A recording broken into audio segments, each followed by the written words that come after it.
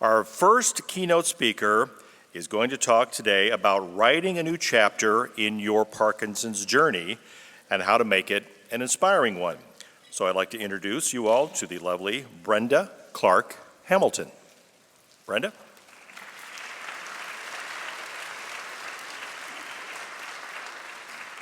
Thank you, Todd. It's an honor to be here with all of you. I speak at about 100 events a year, but I've never done an exercise routine before speaking, so I feel all warmed up. I'd like to start by getting involved right away. Please turn to someone next to you. Find someone intelligent close by. This should not be difficult. And I'd like you to tell that person one thing that you are thankful for today. Any one little thing that you're grateful for today. You have about a minute to tell someone next to you, what are you thankful for today?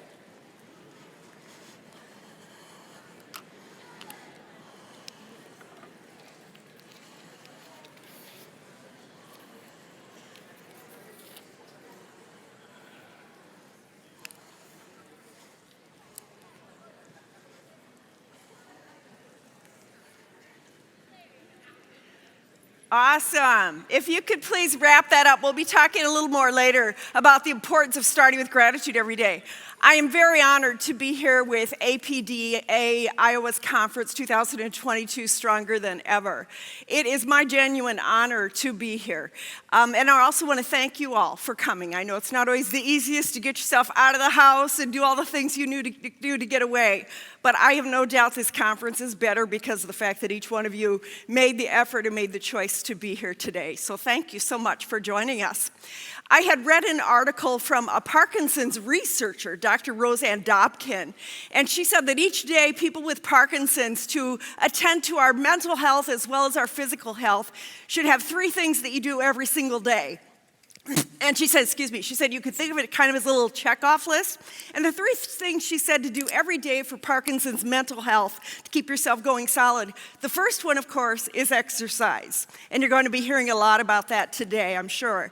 The second is to have some sort of social interaction every day, whether that's when you're taking your morning walk, stop and visit with a neighbor for a few minutes, whether that's meeting a friend for coffee or lunch, or maybe it's Skyping with one of your grandchildren. Some type of social contact every day is very healthy for us. And the third thing is to every day do something that you enjoy. Purposefully think of something that gives you joy in your day, whether that's watching a favorite TV show, taking a hot bath, having to go into Starbucks for coffee, local coffee shop for pie, whatever that is, do something every day that brings you joy. And as I looked at this list, I thought, you know what? I hope that you all can check all three of these off today. We've obviously already exercised.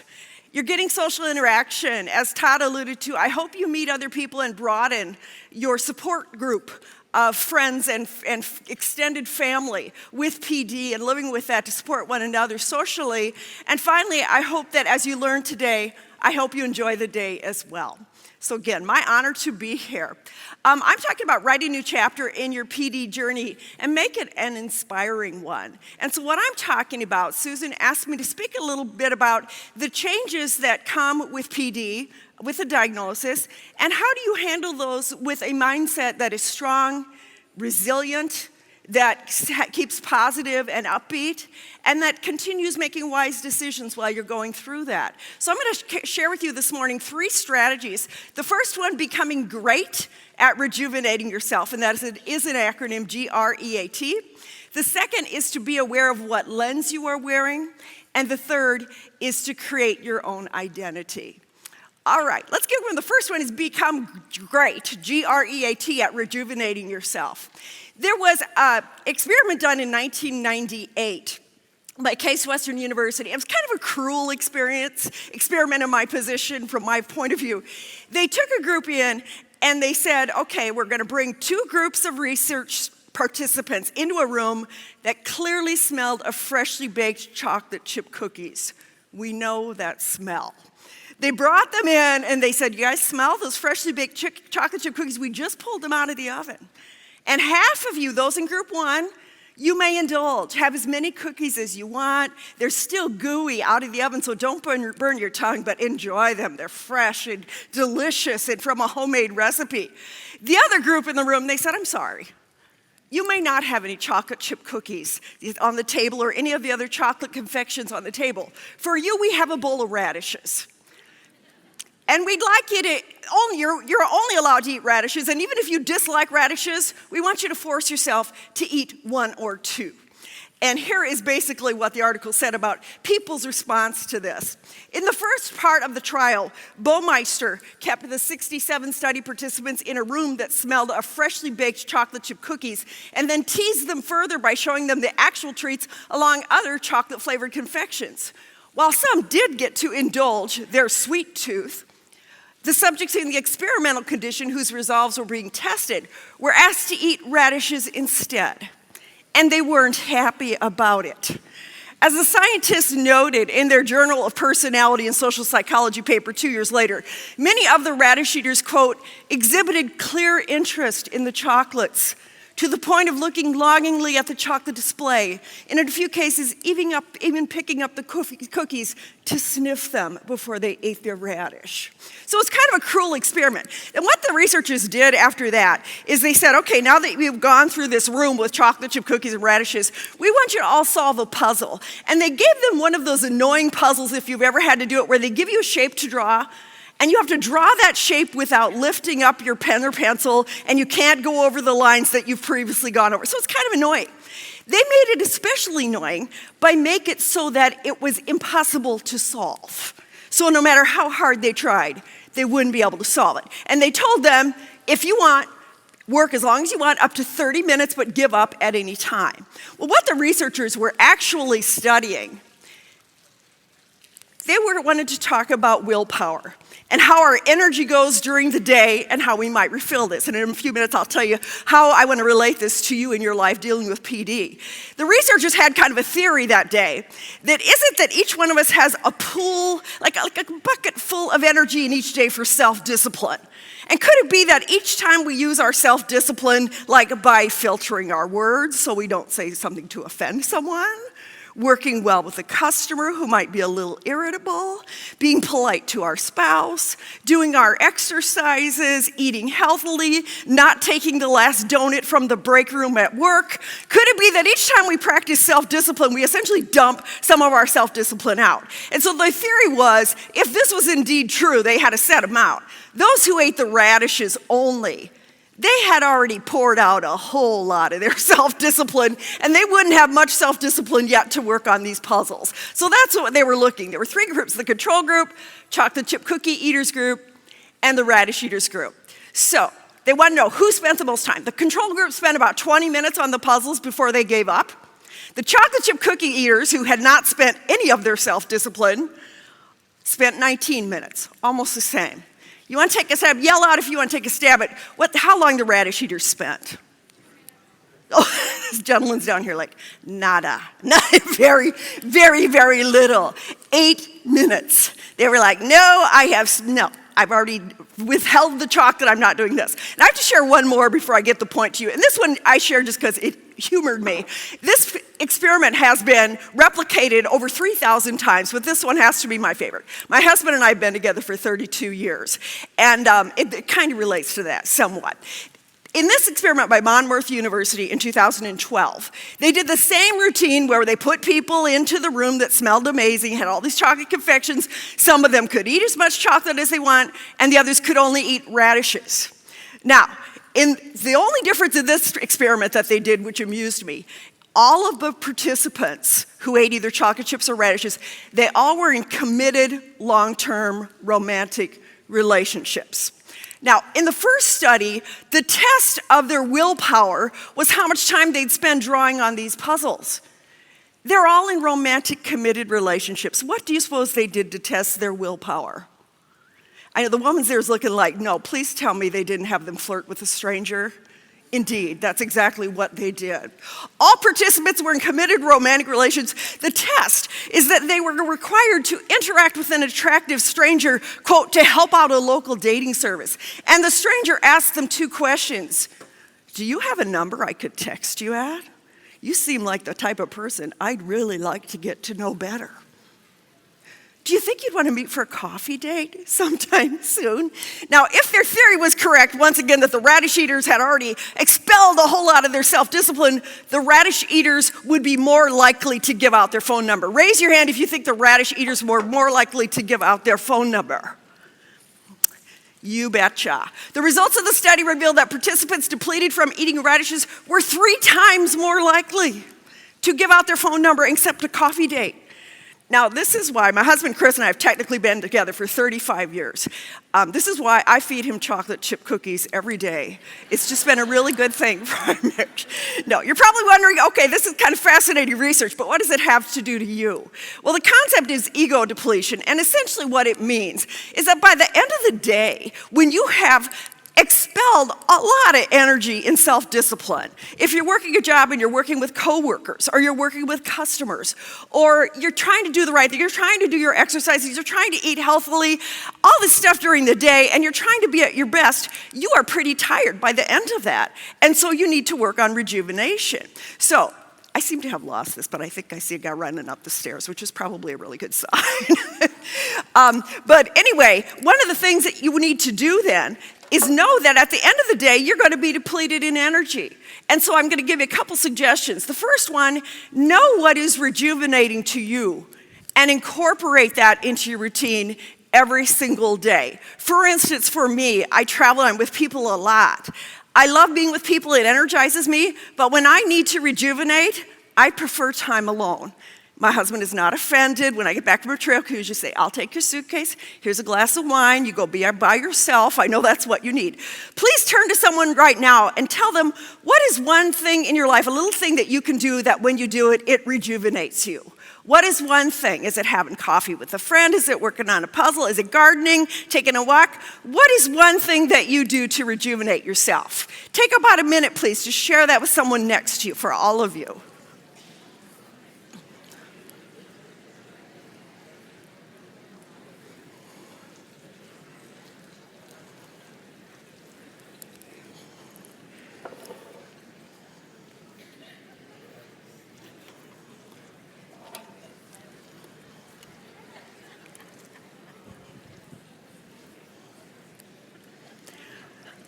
Awesome. I hope you thought of something and plan to incorporate that into your routine regularly. That's part of refilling up that bucket so you have the self-discipline to do the right thing the next day. The second piece is an acronym, GREAT, and each one of the letters stands for a research-based strategy for increasing your energy and replenishing yourself at the start of each day.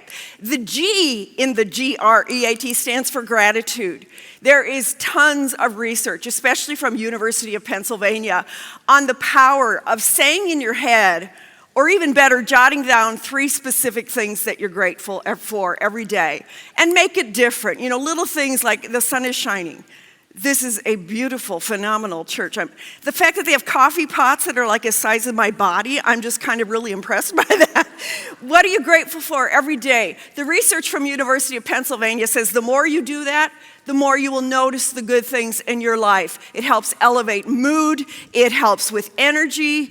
With children, they do better in problem solving, believe it or not, when they're primed for positivity to be grateful for something. So that's what the G stands for. The R for a replenishing thing is random acts of kindness. There is research that shows when we do a random act of kindness for someone we don't know, we get an energy boost from that. There's something about that. Give you an example. A little over a year ago, one of my best friends, Julie, lost her 40-year-old son to suicide. And it was devastating. 40 years old, a beautiful man. And I spent most of that week with him. And on Friday was the funeral in Humboldt, Iowa. And I live in Algona, so I drove the 30 minutes down there, of course, spent the day with them. And at the end of the day, I stopped at the Humboldt Casey's. I was just, I cried out. I was dry. I was parched, to get a cold bottle of water to drink on the way home. And it had been a horrific day, as you can imagine, burying a young man like that. With the circumstance, nothing good had been about that day, just a whole lot of grief and pain. And when I stopped at the gas station to pay for my Casey's bottle of water, there was a young man behind me, probably about 35 years old, who he was wearing high vis, the high visibility. It looked like he had just gotten off work somehow in construction. And he had the chicken strips, the pizza, all of the single guy stuff that they get for supper, and Gatorade and all of this. And I just turned to him and I said, let me get yours, let me buy yours. And he said, no, you're not buying mine. I don't know you. And I said, please, I really want to buy yours. He goes, no, ma'am. And I said, please, I've had a really bad day. I want something good to come out of this for someone else. And he said, okay. And he let me. And there was something in that said, okay, this has been a god-awful day, but one little something positive came out of this for someone else. So that's GR. The A stands for embrace distance language. This is some research from Ethan Cross of the University of Michigan. Fascinating research that says that most of us, when we're talking in our head and when we talk about our stress, we talk about it in the first person. I'm having a bad day. I'm having physical symptoms.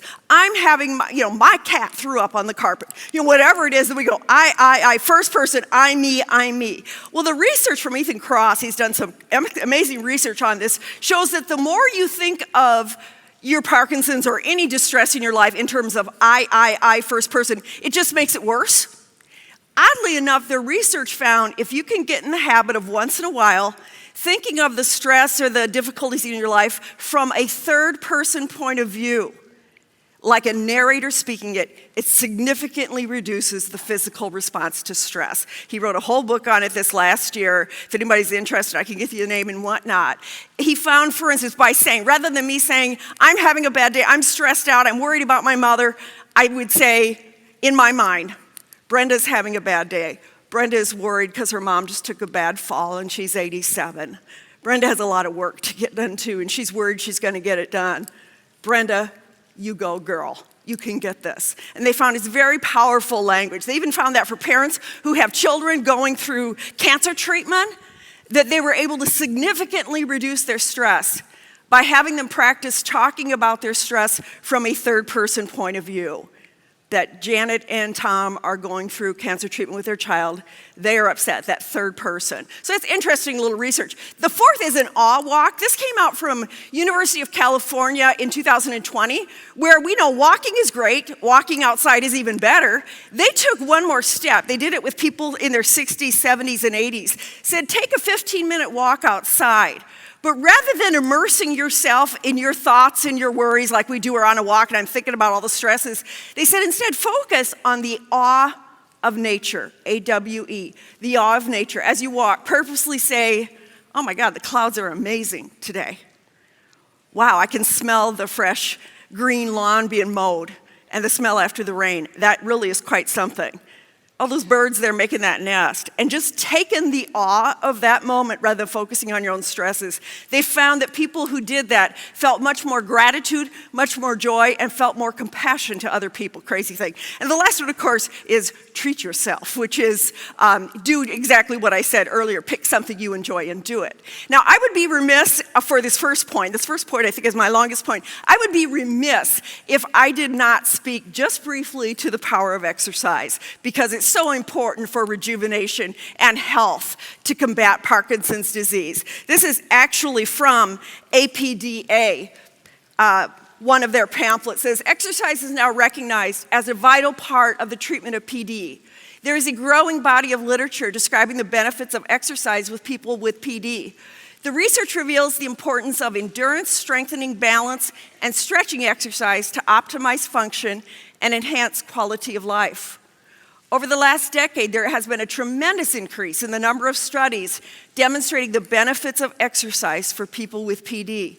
Importantly, the field has seen a recent expansion in the number of high-quality exercise trials, revealing the importance of long-term exercise to reduce disability. Exercise studies consistently reveal that people with PD can improve in the following areas when they exercise: strength, endurance, balance, mobility, walking ability, and flexibility. Studies reveal that persons with PD who exercise experience less disability and better function than those who do not exercise. Given the potential impact of exercise on the brain and its known benefits in reducing disability, the research suggests that exercise should be a part of the standard treatment of PD. All right, let's move on to my second point, which is to be aware of what lens you are wearing. October 3rd, 1987 was a big day in my life. Is there anyone in the room who was not yet born on October 3rd, 1987? We have a few you youngsters. I was at a nursing home in Fairmont 2 days this week doing training for the nursing home CNAs and whatnot.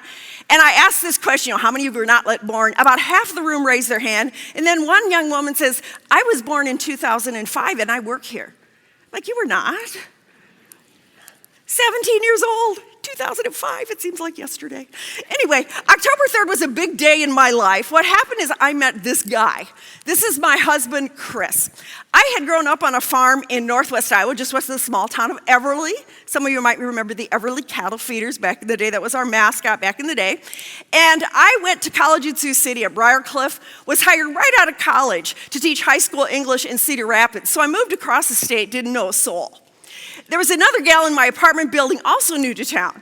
And she said, hey, we should go out tonight. We heard there's this place in downtown Cedar Rapids called the Tycoon. It's a nightclub.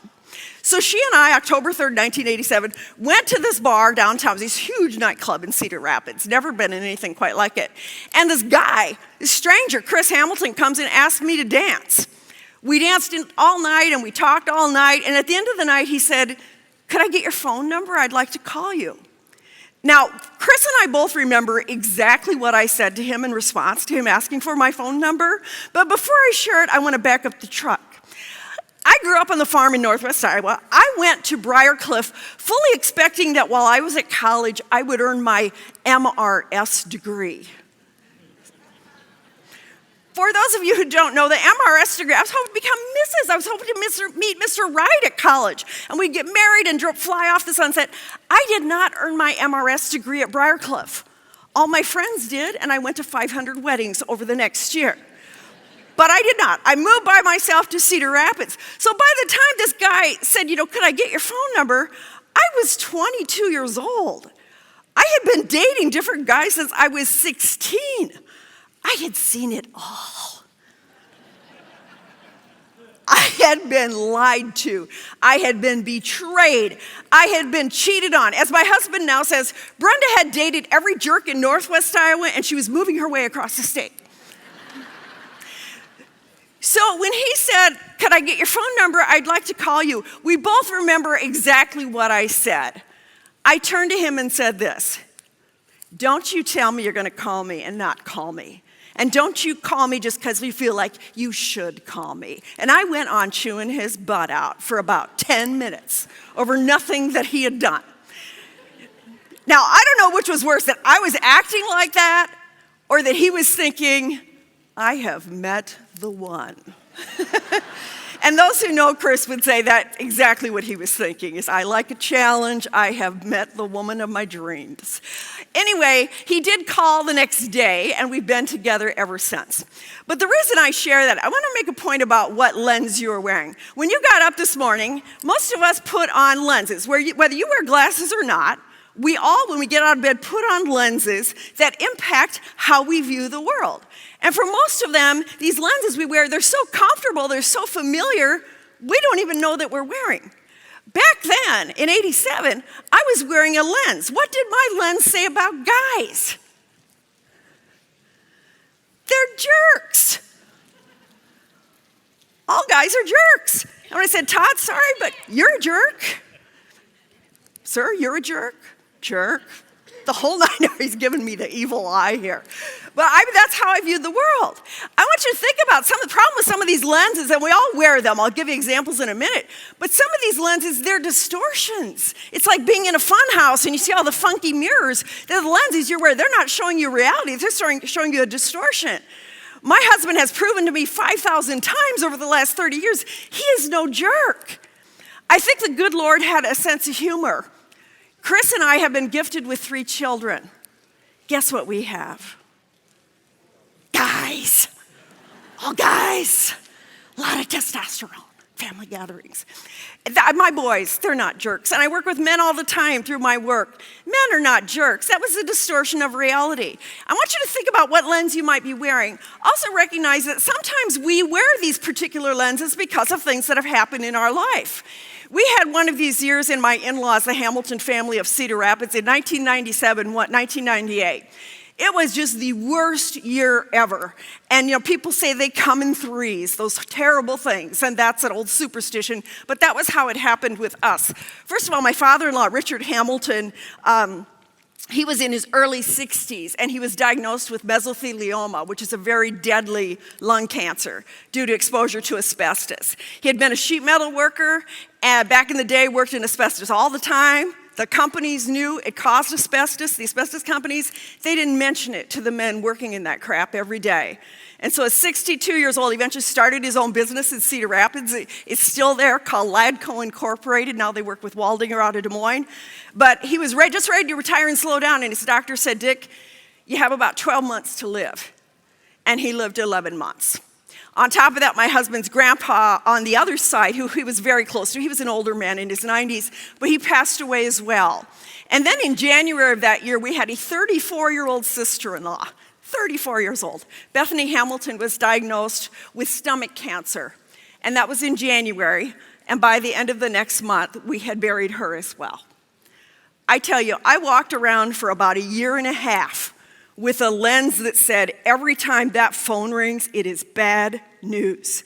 And I was just waiting for the next phone call that said, your mom and dad have been in an accident. I remember taking our boys, were little at that time, and taking them to the well child checks at the doctor's office, which are really exciting times. What's their weight, what's their percentage of height, and blah, blah, blah.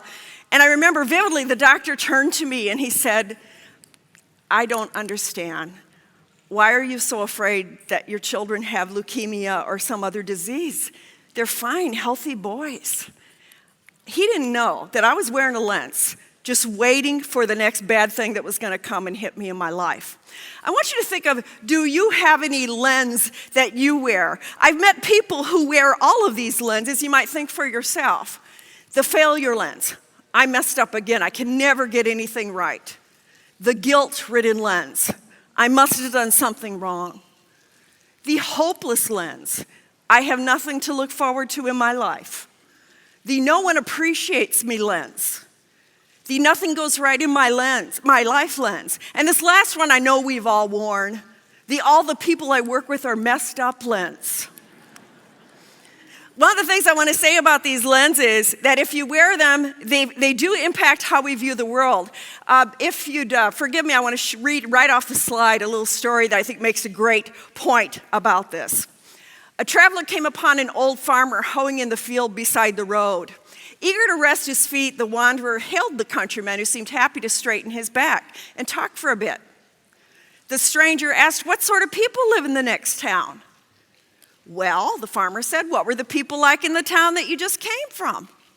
Sorry to say, said the traveler, they were a bad lot. Troublemakers all and lazy too, the most selfish people in the world, not a one of them to be trusted. I'm happy to be leaving those scoundrels. Is that so? Replied the old farmer. Well, I'm afraid you'll find that same sort in the next town. Disappointed, the traveler trudged on his way and the farmer returned to work.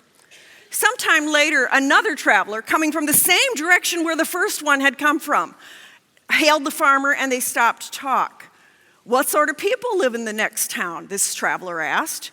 Again, the farmer replied, well, what were the people like where you just came from? Honest to gosh, said the traveler. They were the best people in the world.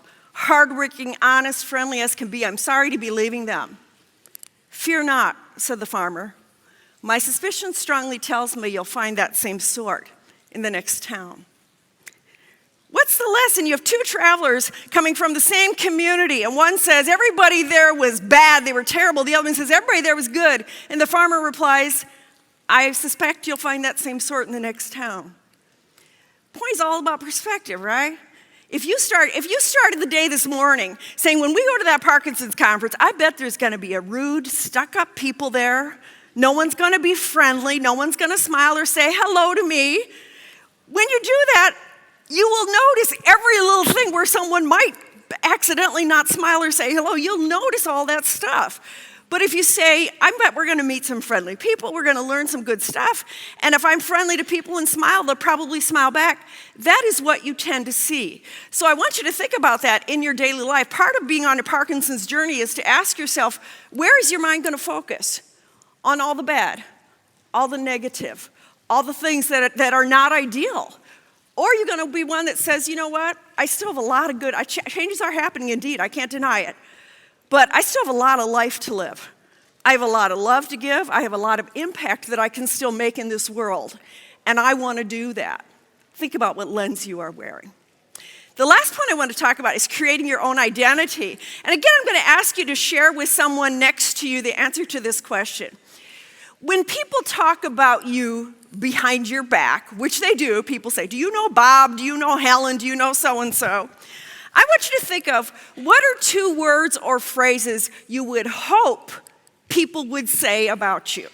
Not what you think they say about you, but what would you hope people would say about you? That you're hardworking, that you're a kind person, that you're a generous person. Please turn to someone next to you and just tell them 2 words or phrases that you would like people to use to describe you. You have about a minute for this. Please share with a partner.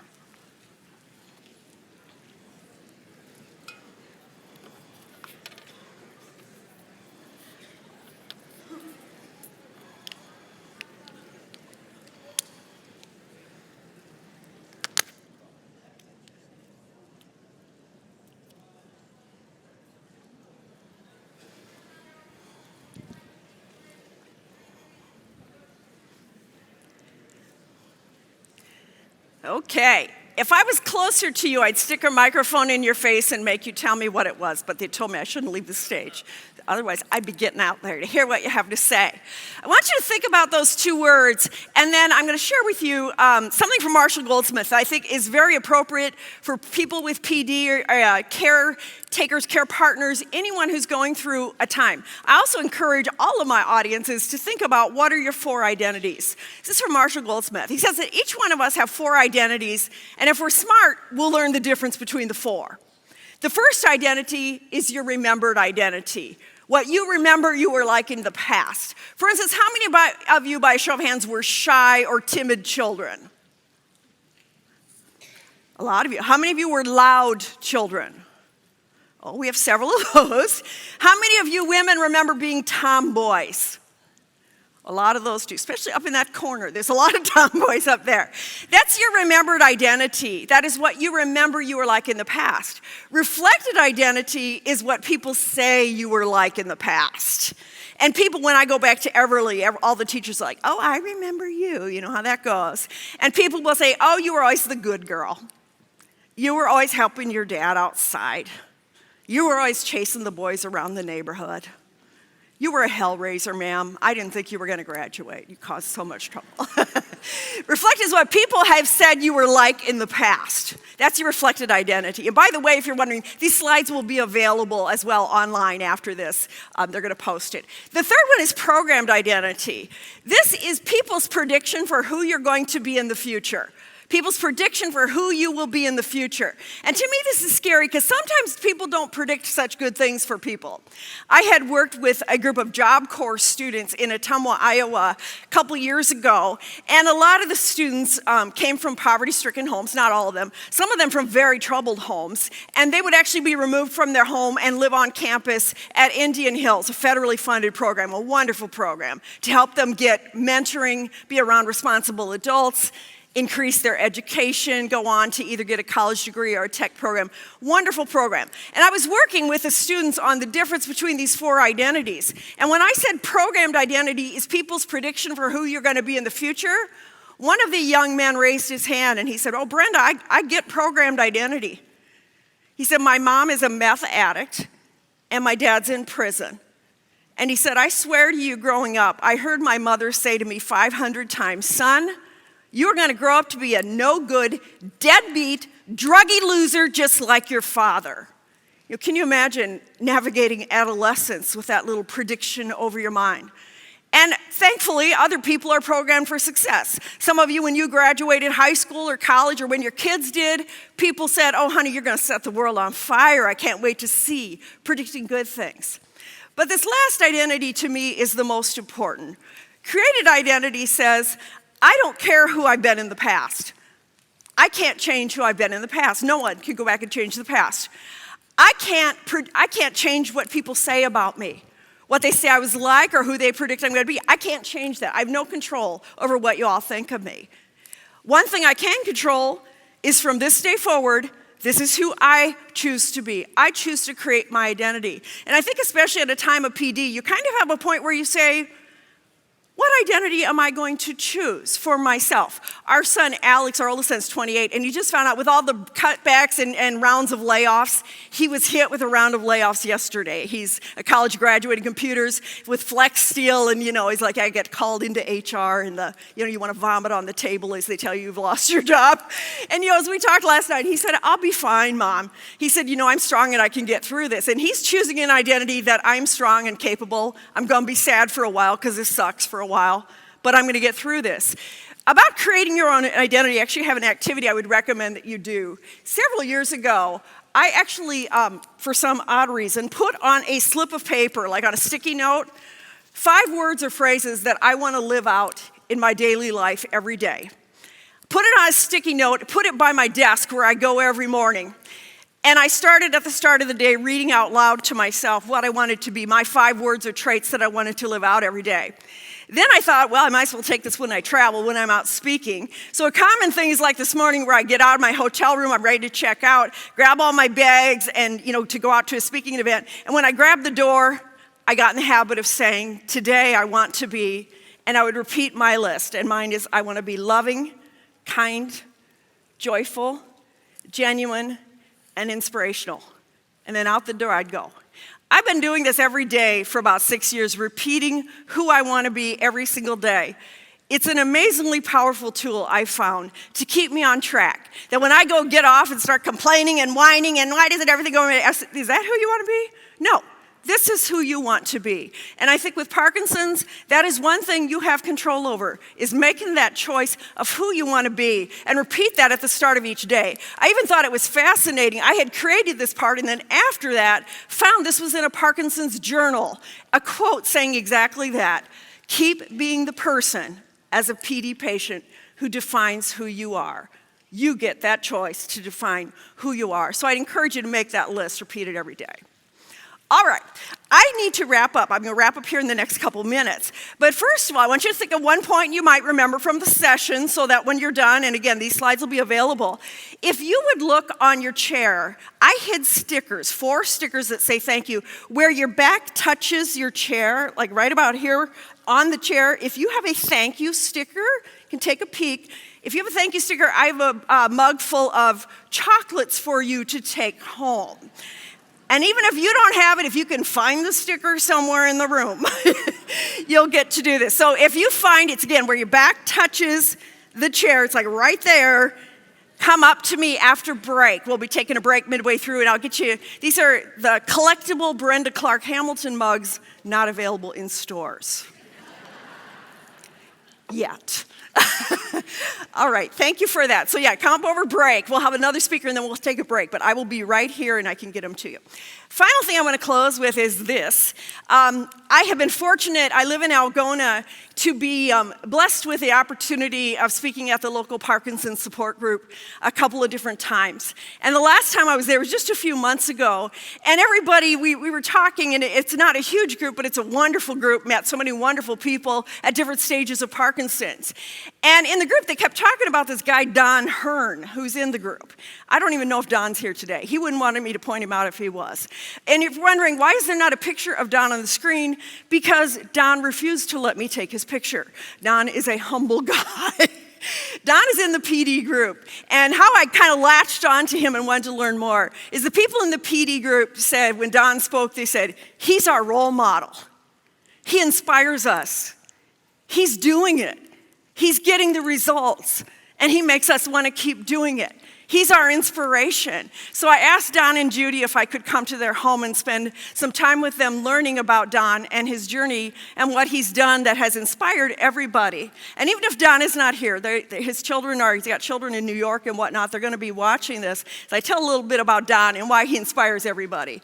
Don is 82 years old. He was diagnosed with Parkinson's at 68 years old, 14 years ago.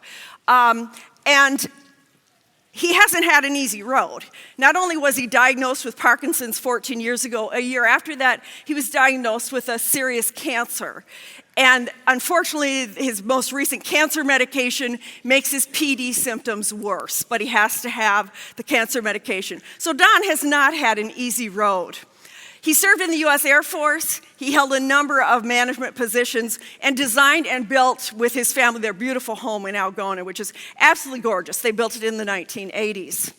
He's been married to Judy for 58 years, and Judy reports, quote, "I still like him," which I thought was a good thing. Don said after he was diagnosed with Parkinson's, shortly after that, they had started a Parkinson's support group in Algona. Jen Carr is an activity coordinator at the YMCA. Her father was diagnosed with Parkinson's. So she got some training in exercises that are helpful to people with Parkinson's. And she went to the group and said, "You guys really should be doing these exercises. They can make a difference." And this was about 13 years ago. Don said that he absolutely embraced the idea of exercise, where it was a small group and maybe 2 or 3 others just kind of poo-pooed it. And he said, sadly, there is no doubt that within a couple years he could see major differences in the results he was having, staying quite healthy versus a rapid decline in those who just kind of said, "No, I'm not going to do exercise. I'm not into that." Don said this. He says his body feels much better after exercise, and it operates much better. He says you're tired when you're doing it, but afterwards you feel so much better. He says so he walks every single day at the Algona YMCA.